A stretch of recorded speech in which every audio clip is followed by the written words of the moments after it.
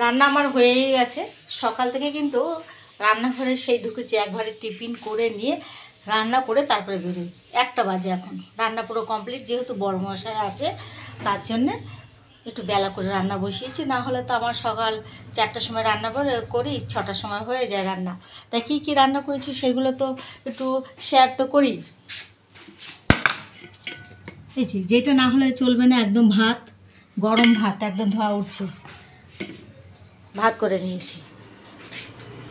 তেল মশলা অল্প দিয়েই রান্না করেছি, যেহেতু সবাই রোগগ্রস্ত হয়ে গেছে, এখন আর দরকার নেই।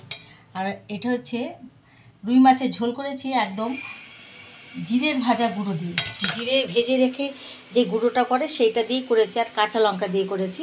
আমার বর বেশি তেল মশলা পছন্দ করে না, বলে একটু ঝোল ঝোল করবো, পাতলা পাতলা।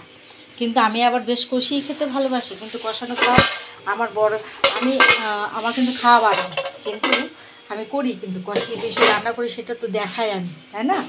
কিন্তু আগের থেকে প্রচুর রান্না আমি কমিয়ে দিয়েছি। আর এটা হচ্ছে মসুরি ডাল, শুকনো লঙ্কা, কালো জিরে আর রসুন ফোড়ন দিয়ে, রসুন ফোড়ন দিয়ে ডাল করলে কিন্তু দারুণ লাগে।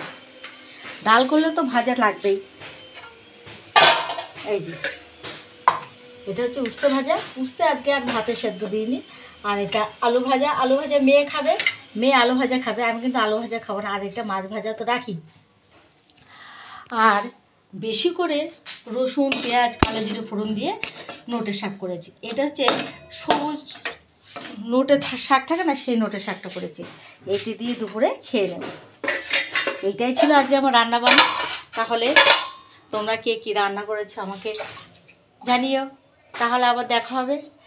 আর এই যে চশমাটা রাখি না, আমি তো চোখে দেখি না, বুঝতেই পারছো। এই যে আমি তোমাদের সাথে কথা বলছি, একটু দেখতেই পাচ্ছি, কিন্তু লেখা কোনো রকম লেখা আমি কিন্তু চোখে দেখি না, তার জন্য চশমাটা রাখি। কাছের পাওয়ারটা আমার এসে গেছে, আবার কবে দেখা গেল দূরের পাওয়ারও এসে যাবে। তাহলে দেখা হবে, যাই।